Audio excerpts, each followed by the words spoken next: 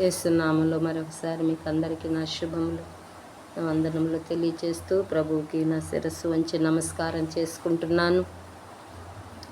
యోహాను పత్రిక 3వ అధ్యాయంలోని మరి ఒక మాటను నేను మీ ముందు చదవాలని ఆశపడుతున్నాను. 20వ వచనం, 3వ అధ్యాయం 20వ వచనం. దేవుడు మన హృదయముల కంటే అధికుడై సమస్తమును ఎరిగి ఉన్నాడు గనక మన హృదయము ఏ విషయములలో మన యందు దోషారోపణ చేయును ఆయా విషయములలో ఆయన ఎదుట మన హృదయములను సమ్మతిపరుచుకొందుము. ప్రియులారా, మన హృదయము మన యందు దోషారోపణ చేయని ఎడల దేవుని ఏట ధైర్యము గలవారమగుదుము. మరియు మనం ఆయన ఆజ్ఞలను గైకొనుచు ఆయన దృష్టికి ఇష్టమైనవి చేయుచున్నాము గనక మనం ఏది అడిగినను అది ఆయన వలన మనకు దొరుకును. ఆయన ఆజ్ఞ ఏదనగా ఆయన కుమారుడైన యేసుక్రీస్తు నామమును నమ్ముకొని ఆయన మనకు ఆజ్ఞ ఇచ్చిన ప్రకారముగా ఒకరినొకడు ప్రేమింపవలనన్నదియే. ఆయన ఆజ్ఞలు గైకొనువాడు ఆయన యందు నిలిచియుండెను, ఆయన వాని యందు నిలిచియుండును, ఆయన మన యందు నిలిచియున్నాడని ఆయన మనకు అనుగ్రహించిన ఆత్మ మూలముగా తెలుసుకొనుచున్నాము. వాస్తవానికి ఈ వీడియో చూస్తున్న వాళ్ళు అనేకులు అనుకోవచ్చు, ఈందా అసలు 1 and ఆర్మీ, నేను నా పరిచర్యకు ఎవ్వరూ తోడులే, నేను ఒక్కదాన్నే బయటికి వెళ్ళినప్పుడు ఆ పాటలు పాడుతున్నప్పుడు మ్యూజిక్ మీద ఎవరైనా పాస్టర్స్ ఎవరో పిల్లలు వీడియోస్ చేస్తుంటారు నాకు. కానీ నాకు ప్రతి దినం ఒక వాక్యాన్ని అప్లోడ్ చేయాలనేది ఇప్పటి నుంచో ఒక ఆశ నాకు. ఈ సంవత్సరం 2025 సంవత్సరం ఈ సెప్టెంబర్ 1వ తారీఖు నుంచి నాకు దేవుడి అవకాశం ఇచ్చాడు. ప్రభు మాట సెలవిచ్చుచున్నాడు, దానిని ప్రకటించు స్త్రీలు గొప్ప సైన్యమయ్యను. గొప్ప ఆర్మీలో చేర్చబడ్డాను నేను. మరి ఆర్మీలో ఉన్నవాడు ఏం చేయాలి? ఆయన పనే చేయాలి. ఆర్మీలో ఉన్న సహోదరిగా ఉన్న నేనేం చేయాలి? ప్రతిదినం ఆయన పని చేస్తున్నా. 3 సార్లు ప్రార్థన, మోకాళ్ళ మీద బైబిల్ పూర్తి చేయటం, ఇదంతా అవుతుంది. కానీ ఏదో ఒక ఆశ, ఇంకా ప్రభు కోసం ఏదో చెయ్యాలి, నా ప్రభు కోసం ఇంకేదైనా చెయ్యాలి అనే ఒక తపన నాకు. నిజం, ఇది వాస్తవం. కానీ నాకు ఎవరు నాకు వీడియో చేస్తారు? ఎవరు నాది ఏదేదో దాన్ని ఇంకా ఎడిటింగ్ అని ఇంకేయో ఉంటాయి అంటే అసలు నాకేం తెలియదు.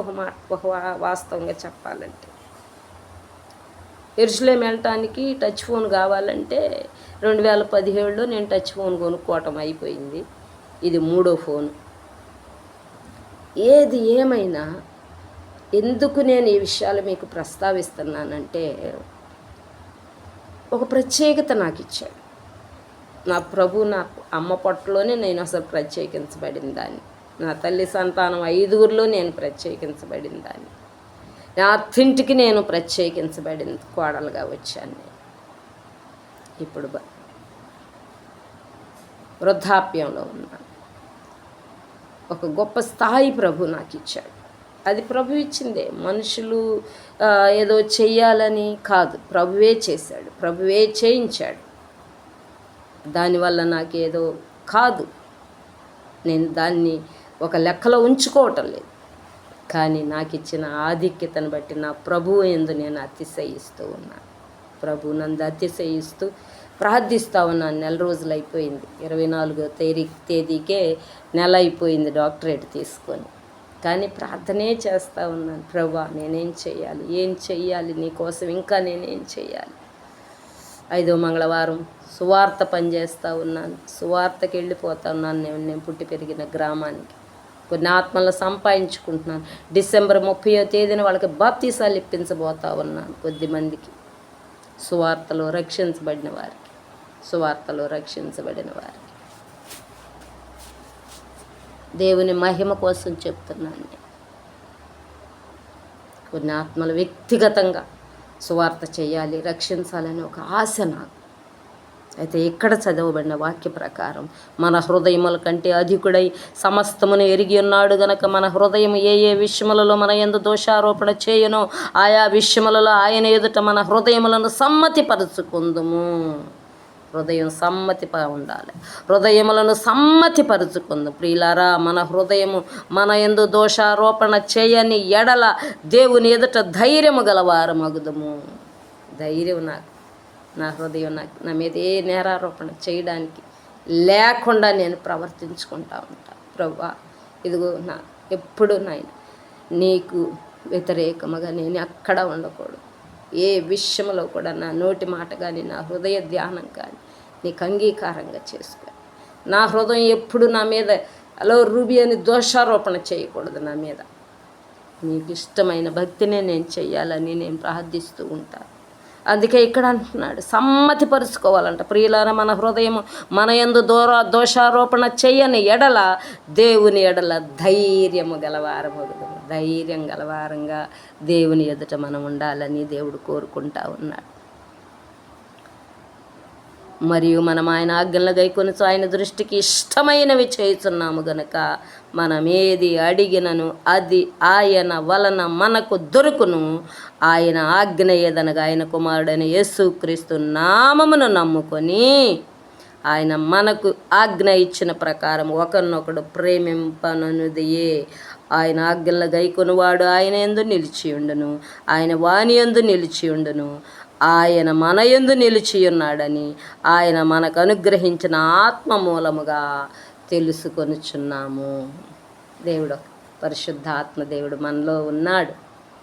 మనకి చెప్పాడు ప్రభు అయిన యేసు, నేను వెళ్ళుట మంచిది, నేను వెళితే పరిశుద్ధాత్మ దేవుడు వస్తాడు అని. నిజంగా ఆదరణకర్త భూమి మీద ఉండేటి బట్టి మనం ఈ విధంగా ఉజ్జీవింపబడతా ఉన్నాం. ప్రభు యందు ఆనందిస్తున్నాం, అతిశయిస్తున్నాం. ఆయన నిరీక్షణిస్తున్నాడు, మనకి ధైర్యం ఇస్తూ ఉన్నాడు ఆయన రాకడ కోసం. ఎప్పుడు నా మనసు అంతా రాకడ మీదే ఉంటుంది. రాకడలో ఎత్తబడే సంఘం పరిశుద్ధపరచబడి సంఘం ఎత్తబడాలి. అందులో మనం మన కుటుంబాలు ఉండాలని ప్రార్థన చేద్దాం. పరిశుద్ధుడైన తండ్రి, నమ్మదగిన దేవాన్ని ఇస్తూ మీ ప్రియకుమారుడు మా రక్షకుడైన యేసు ప్రభు నామంలో మేమును మా పిల్లల ప్రభు మీరు ఆకడలో ఉండాలి. మా హృదయం మా మీద నేరారోపణ చేయకుండా మమ్మల్ని మేము మా హృదయాన్ని సమ్మతిపరుచుకోవడానికి మీరే సహాయం చేయమని, వాక్యం ఉన్నది ఉన్నట్టుగా మా జీవితాల్లో అయ్యా మీరు నెరవేర్చమని, మేము కూడా మీ వాక్యానికి లోబడి బ్రతుకుటకు మీరే సహాయం చేయమని, మా భక్తి మాకు ధైర్యం పుట్టించేదిగా ఉంచమని, మీకు ఇష్టమైన భక్తిని నెరవేర్చు భక్తులు శ్రేష్ఠులు, కేవలం వారు నాకు ఇష్టలు అన్నావు కనుక నీకు ఇష్టమైన భక్తిని నెరవేర్చుకుంటూ జీవించడానికి నీ కృప దయచేయమని, మహిమ ఘనత ప్రభావములు మీరే పొందుకోమని నజరేయుడు ప్రియుడు రక్షకుడైన యేసు ప్రభు వారి అతి శ్రేష్టమైన ఉన్నతమైన ఘనమైన నామములోని పరిశుద్ధాత్మ ద్వారా ఈ ప్రార్థనా మనవులన్నీ అడిగి వేడుకొని మీ దగ్గర మేము జవాబులు పొందుకొనిచున్నాము. మమ్మల్ని అందరినీ కన్న తండ్రి, మా పరలోకపు తండ్రి, మా పరలోకమందున్న మా తండ్రి. Amen, amen, amen, amen. Hallelujah, హల్లెలూయా.